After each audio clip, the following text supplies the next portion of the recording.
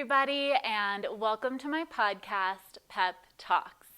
I am your hostess, Kat Frisbee, aka Pepper, and this is an expand episode. In these expand episodes, I'm interviewing people from all walks of life about their passions, hobbies, careers, interests, all kinds of things to dive a little bit deeper into things that we all may not know very much about. So I'm hoping that in these episodes, I can help inspire you to explore more in the world and expand your mind. Here we go.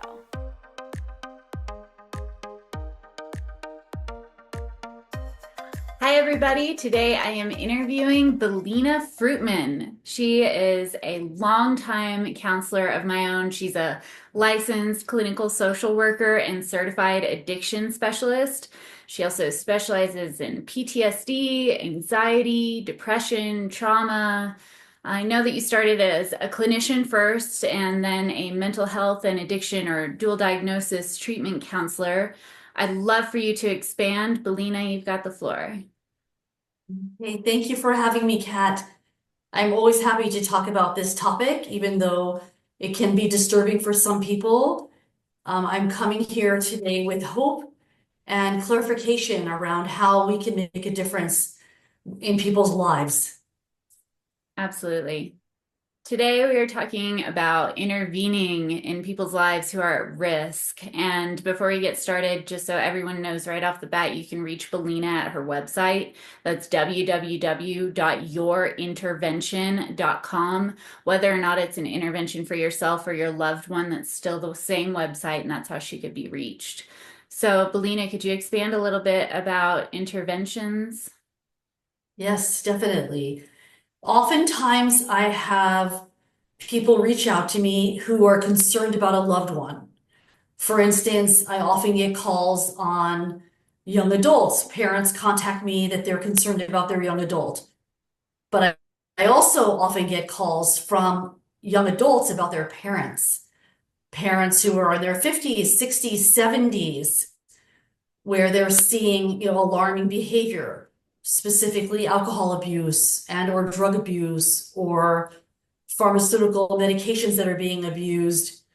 So people reach out to me on a regular basis asking me how they can help their loved one, which is what I do. And I didn't start out doing this. I started out as a clinician and I was specializing in common issues like depression, anxiety disorders, addictions of all kinds, alcohol, drugs, food, shopping, gambling, online pornography. And I naturally ended up in this role of doing interventions with families who are concerned about someone. But sometimes it's actually friends. It's not always family members. Sometimes I get calls from friends who are concerned about someone they're close to. And I don't always call this an intervention. So I'm very unique in the way that I work. I feel like there's sometimes a negative connotation with that word.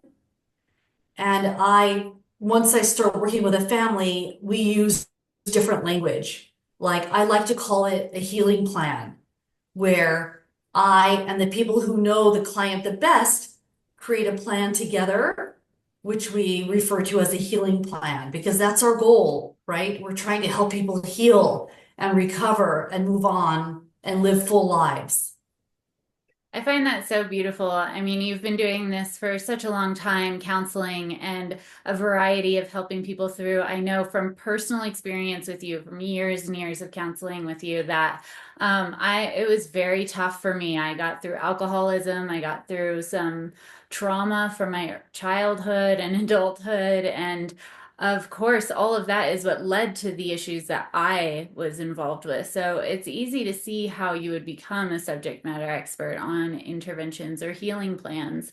And they really are healing plans. I think a lot of people may view an intervention kind of like a group of people or friends or something hoarding around you, cornering you in a room and saying, okay, from now on you're not going to drink and you're going to be sober and you're going to be happy about it. And that's rather ill-equipped and definitely can be handled a lot differently, especially with someone licensed such as yourself who has the experience in all kinds of personalities and backgrounds and histories and different kinds of drugs of choice, whatever's going on in their life. So I appreciate that you call it a healing plan. In a healing plan, what, just as a couple of examples, maybe what might that look like for some people? This is where the meeting that I have with the concerned person comes in handy and is very important and effective. Once I know more details and do a thorough assessment with the concerned person, I can help determine what level of care would be most effective for them. So it could be inpatient, it could be 30 days inpatient, or it could be 60 or 90 days inpatient. It really depends on the severity of the addiction, but also what the client wants and needs. Because they're a partner in this, and it's very important that we empower them to help making decisions that can better their life. So it could be inpatient, it could be PHP, partial hospitalization program, where they are going somewhere for, let's say, 8 hours a day, Monday through Friday, where they're getting intensive therapy at that level. It could be IOP, intensive outpatient, where they may only need 3 hours a day, 3 times a week, possibly with private therapy each week, or maybe twice a week of private therapy. It's very unique depending on the client. I do not believe in a cookie cutter approach. One approach does not work for everyone. So it's critical that I get to know the client. So yeah, I appreciate that. I believe that I know that after inpatient care, you set up your healing plans that follow up with how they can lead their lives afterward. It's rather challenging to go from a clean phase and a clean state, being inpatient and having healthcare available, to suddenly all of the norm that you had before, nothing has quite changed other than your desire for that change internally. So aftercare is incredibly necessary, in my opinion. And inpatient institutes are, I've seen, it's not really their strong suit with their follow-ups, although they have them, and that's great and that's helpful. That's not where they shine. This is where somebody like you comes into play and is now able to help an individual integrate back into their daily life. Yes, so that's another aspect that differentiates me from other providers or interventionists in our field. So, I really get to know the family quite intimately, as you can imagine. I have people coming to me at a very challenging time, and it's a time of desperation because chances are the loved one has been sick for a while. So it could be many years before the family says, okay, we've done everything we can to encourage this person to get help, and they haven't. They've been resistant for various reasons. So I really get to know them on a very deep level because I'm getting to know the family first or the very close friends first, and then they're introducing me to their loved one. So at this point, I've really gotten to know them on a deep level, the client and the family or the friends. When I get that person to move into some level of care so that they can focus on change and recovery, we don't want to just drop them and have closure and say goodbye once they get admitted somewhere. I want to be able to continue working with the program from a distance so that we can then, once the client is ready, plan for aftercare. And I can work with the client at that point, which means I can follow through. I can continue on the spectrum of care. We call this continuity of care. And because I've already been invested in this person, I think it's ideal that I can continue working with them one-on-one in private therapy, possibly family therapy, possibly couples therapy, but we can continue moving forward in a professional way until they are really ready to move on and have closure. And maybe they're in no longer in need of private therapy or couples therapy or whatever the case may be, then at that point, we can have closure and they can just continue practicing the skills that work for them in the community. Mm. One thing I know from experience of you is that you are heavily resourced. You're very flexible too. I've seen you in group counseling and private counseling, so I can say from experience that regardless of somebody's individual personality or religious beliefs or whatever it is they do in their daily life or their lifestyle, you're able to adapt really well and kind of come up with plans and ideas that help that individual based on their individual personalities and selves. And that's absolutely remarkable. And it can be a real challenge with a lot of counselors to be able to be flexible in that way and not just be flexible, but have ways of managing that adhere to whatever that situation is or whatever kind of person that person is or lifestyle they have. So I think that that's absolutely remarkable from you, and I appreciated that from you. I think a lot of people should know that it's hard to find a counselor that's able to adapt to that kind of thing, the difference in people. Okay, thank you. And thank you for sharing your personal story with us because it speaks volumes that you are willing to share with the public, your experience working with me and how treatment works, recovery works. There's no question about it. It does. So thank you for sharing your story. Of course, yeah, this is all very private stuff, and I think it's really scary for a lot of people to share. And I think it's scary for people to go to even groups, I mean, AA and places like that. So, not many people are willing to express what they've been through and how it's worked and talk about, even put their toe in the water about like what they had gone through that was scary and unfortunate and unhealthy and frustrating. And that's okay. That's okay. You don't have to share. I'm happy to just to help empower other people. And Belina here, she's a very, oh, she is a very confidential person, and you can feel very held by the way that she speaks with you and remembers and recalls on things from your past and patterns that she sees. And so, talking back with you, Belina, I just want to say that I can tell that it's very, and this is a strong suit of yours, you're able to pick up on cues that a lot of other counselors I have seen in the past and other people I've just spoken with don't. And I think part of that is from your long-term experience, your myriad of experiences, and your ability to step back without heated emotion as a third party or as a mediator, in other words.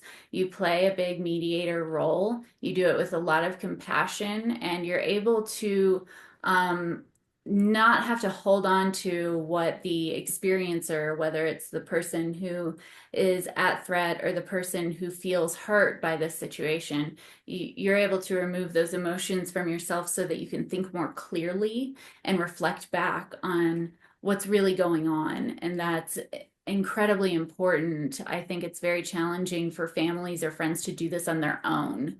And this is an example as to what you would be getting not having to do it on your own and what you may be facing if you are doing this on your own, because heated emotions are not helpful in these situations. I'm sure you could expand on that. Sorry to take the floor for so long. No, it's okay. Right, you make some very good points. I think that oftentimes substance abuse, alcohol abuse, it's a symptom of something else. And unfortunately, it's way too common. In fact, I recently read that the National Institute of Alcohol Abuse and Alcoholism shared that 1 in 12 men here in the US and 1 in 25 women is abusing alcohol or qualifies for alcohol use disorder, AUS. It is so common, but that's just a symptom. So my job is to get to the root issue of what is behind this self-medication so that we can really treat the essence of what is troubling And whether it's trauma, which is very common as well, or major depression or anxiety disorders, if we can figure out what is behind this behavior, what is behind this toxic approach to life, then we can get them the help that I know is effective and help that's meaningful and long lasting so that we don't see recidivism. Yeah, I think a lot of people feel ashamed because they're not understood in that way. Mhm. So I'd like to mention in an empowering way that when you're able and ready to bring up to your loved one that this is a concern and that you want to help them, remember that all behavior does make sense when given more information. And Belina is here to help find that information and figure out a solution for it. And I know from firsthand experience that she's capable of doing that. It took me years to trust talking at all, and she was very persistent and calm with me. And finally, I was able to feel free to talk with you, Belina. And when I did, you're able to uncover a lot of truths that I couldn't see because I was too deep inside of it. So so when you are approaching your loved one, or if it's you yourself, whomever is listening or watching this, please understand that it's understandable that there are issues, underlying issues, and Belina is here for that. She's here to help you through that, and she can do it. So, Right. And oftentimes, by the time somebody contacts me, they have been trying to encourage someone to get help and be consistent with that help and treatment. So at some point, once the families are at a place where their loved one is avoiding them or, not following through what we know could be effective, that's why they bring me in so that I can be that person who doesn't have a personal connection to the loved one, but instead I'm a professional who knows what's effective and has connections to resources and can help them navigate the world of recovery and find the right fit for them so that they can be healthy and they can save their relationships because that's another piece of this is oftentimes relationships are harmed and bridges are burned, so you need an expert who can come in and navigate all of this and repair the family and have people move on in a healthy way. yeah. So, Belina, why do you think addictions are so common? Okay. The real question is, why is mental illness so common? Substance abuse is just a response to something else. So people are looking for ways to self-medicate pain, loneliness, trauma, depression, anxiety. People are looking for ways to cope, but they're doing it in a maladaptive way. So the real question is, why is mental illness so common? And then how can we treat it? What do we need to change as a society, really? This is symptomatic of a greater issue, a bigger issue, bigger than us. But it doesn't mean we can't treat it and respond to it in a healthier way. So we know that many things are leading to increased mental illness in the Western world, right? We know that social media is really problematic. We know that overuse of digital technology, we know, leads to lots of other issues. We know that poor nutrition, lack of sleep, a life that is imbalanced leads to addiction. There are many things that lead to substance use disorder or alcohol use disorder. So it's about treating what's really behind it, which we can do in therapy and we can do in a recovery oriented environment. Yeah. And on that note, if you're listening or watching this and you yourself are struggling with addiction, this does not have to be about an intervention. If you are motivated on your own to reach out to Belina, please do. She is also not geographically limited thanks to telehealth, so it doesn't have to be in one specific state. So True. one way that, or to reach her, you could go to her website, please, at www.yourintervention.com. And I'm going to spell that. That's www.yourintervention.com. And you can schedule a telehealth appointment or an in-person appointment with her right away. So, Belina, what to close out here, what kind of inspiring and maybe simple message would you like to share with our listeners today to get them started or motivated? I think that love is the most powerful aspect of our lives, and relationships make all the difference. And I think even if someone's resistant to change, I feel like if they really know that their family loves them or their dearest friends love them, that there's hope. And there's this belief that I can be healthy and I can change and I can do this because I have an incredible support system who loves me. And I feel like that in the end makes all the difference. Awesome. And if anybody wants to reach out to Belina first before any kind of intervention, I would entirely recommend it. Please don't wait or hesitate. If you even suspect it, please just contact Belina because we don't want things to get to the point of a life falling apart or a life lost. So Yeah. please do. Thank you so much, Belina. I really appreciate your time here today. Thank you, Kat.